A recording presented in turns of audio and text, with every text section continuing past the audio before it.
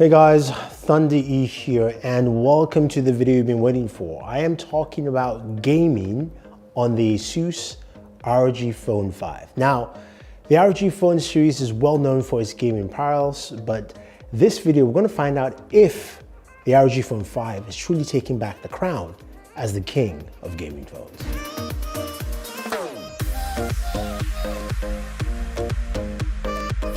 Welcome back guys. So if it's the first time watching videos on this channel, definitely hit the subscribe button and notification icon. If you care about gaming on smartphones or just gaming in general, we do that right here. So in my hand is the ASUS ROG Phone 5 or the ROG Phone 5, whatever you want to call it. And ASUS has done many different things on this device and we'll be looking at them in different sections. We'll cover audio, we'll cover gaming, we'll cover accessories, and we'll cover just the overall functionality of this device, including of course battery life.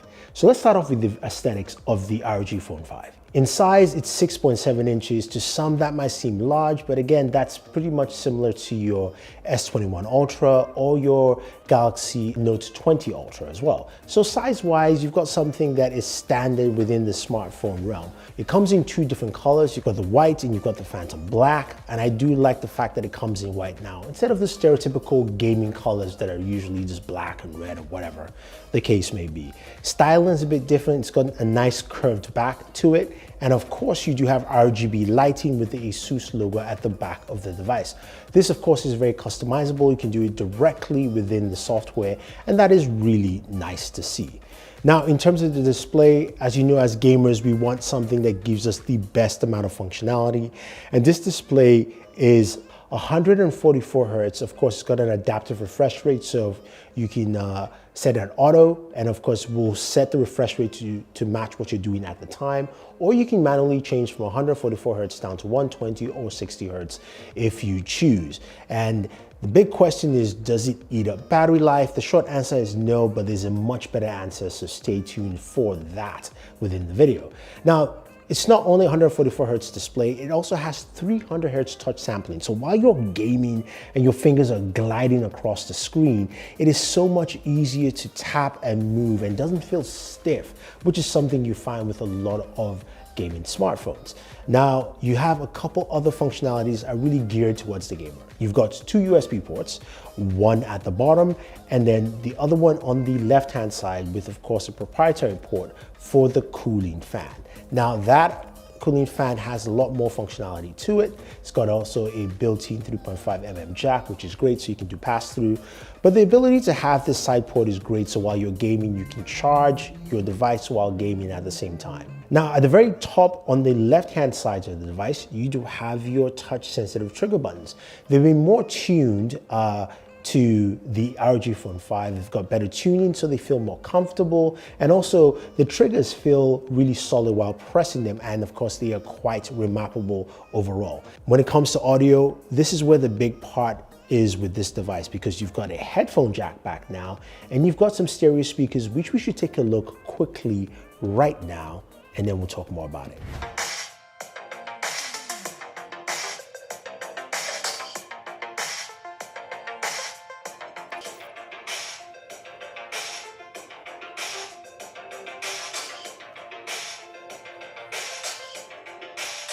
So you just heard the speakers of the ROG Phone 5 and they do a fantastic job.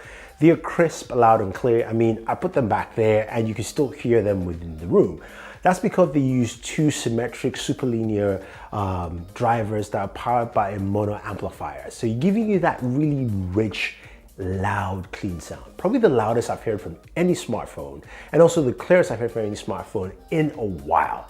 And that's really good. Now, it's got a built-in amplifier app, so you can, of course, change different EQs, music, gaming, movies. You can also manage your EQs in a custom fashion if you want to.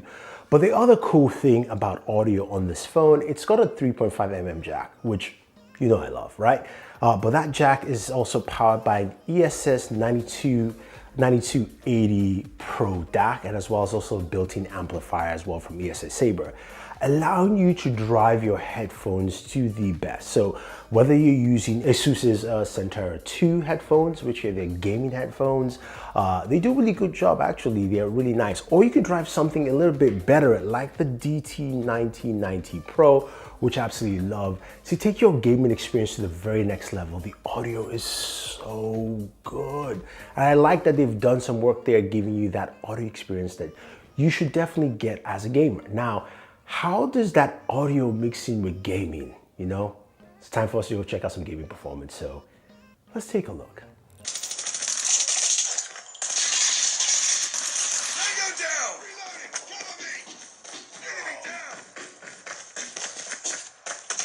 So when it comes to gaming performance, you can expect the best from the ROG Phone 5. Powered by the Snapdragon 888 processor and a whopping 16 gigabytes of RAM in the model I have, or 18 gigabytes of RAM in the Ultimate Edition, you can expect the best performance from this device. Now, do we need 16 or 18 gigabytes of RAM? I don't think so, but ASUS is giving the opportunity to have that on this device. Now, when it comes to benchmarks, you're looking at a Geek benchmark score of 1,118, single core, and of course, multi-cores 3,661. So the multi-core performance beats out what we have with the Galaxy S21 Ultra, both Exynos and Snapdragon, but the single core comes in between the Exynos and Snapdragon numbers. But that is numbers and we don't care about that. We saw some of that gameplay. It looked smooth, it looked fantastic, it looked great. So what kind of performance can we get with this device? This is the real important part with the ROG Phone 5. So starting off with the most basic, easy game that we all like to play, Call of Duty Mobile. Runs well, runs at 60 frames per second. Each gameplay session I had, I did multiple shorter gameplay sessions and it ran fine and it ran well.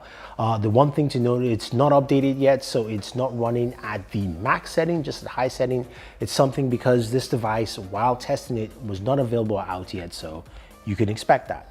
Now, moving over to PUBG Mobile, we played roughly around 15 to 20 minutes of gameplay.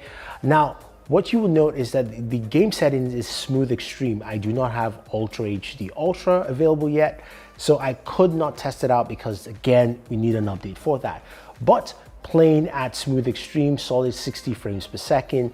Temperatures, while on this hand, stayed at about 94 degrees, which was roughly, I believe, around 32 or so. So it stayed nice and cool pretty much that whole gameplay session. Now, of course, the game we've been waiting for, Genshin Impact. What kind of gaming performance can we get from this? So when briefed by ASUS, they said Genshin Impact for about 30 minutes to an hour gameplay. We should be getting about 55 frames per second with X mode on. So I tried that out. I had X mode on. I took off the cooling fan, which, just so you guys know, this is really important. And I played for about 30 minutes and 50 seconds. And we got about 56 frames per second. And of course, Genshin's highest gameplay mode with, 60 FPS on. It ran really solid, really well. Temperatures, on the other hand, did ramp up quite extraordinarily here. So by the end of my gameplay session at 30 minutes, the screen itself was about 120 degrees Fahrenheit, so that's about 50 degrees Celsius, while the rear of the phone was also between 118 to 120. So it ran rather hot on this device. That's something that happens. Now, I did the same test again, played Genshin Impact with the cooler on the device for 30 minutes. And at playing this way, I actually got 59 frames per second, so pretty much close to 60 frames per second, which was good to see the impact of that cooling fan enabling better performance.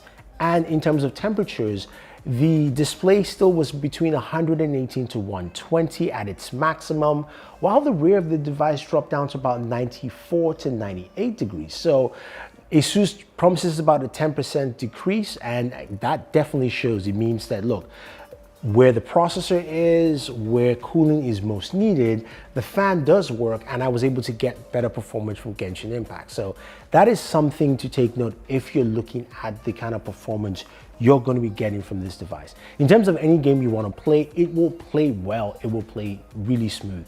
You can check out the gameplay clips, they look absolutely gorgeous. very smooth, great performance. A quick note on game streaming services like Stadia and Xbox Game Pass.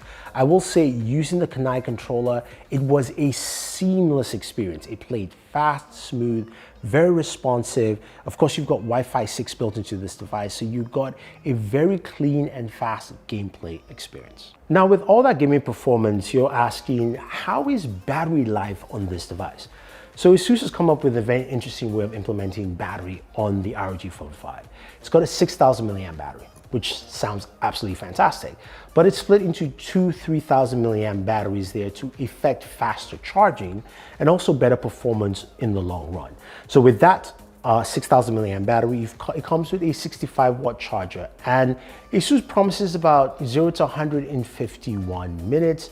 We got about 58 minutes within an hour, which is fine. I mean, that was actually great to see in terms of battery performance, and I was glad that you could actually fast charge this here. But it's got a couple of battery modes that are quite interesting overall. So when you look at the device, you can actually schedule your battery charging if you want to, which means that instead of you taking advantage of that full fast charging, you can schedule the time that it will actually fully charge for you. So when you're going to bed, you can plug it in, and maybe between 2 to 6 a.m. in the morning, that's when it does its full charge and you're good to go. You can also slow down that charge process so it doesn't go to 0 to 100 all the way. It can actually slow down from 80% and then trickle charge all the way to 100. Again, extending the life of your battery. But the best feature that I love for gamers is kind of like steady charge, I believe is the name it's called. It gives the ability to do a power pass-through. So when you're gaming, you plug it in, right, using that side port, and you don't want to basically you use your battery, and you don't want to charge the device while you're gaming because of course that will affect performance overall.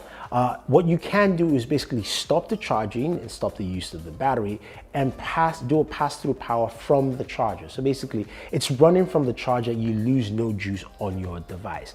That is great for battery management, it's great for sustaining the battery life on this device. And I think they've done a really good job there.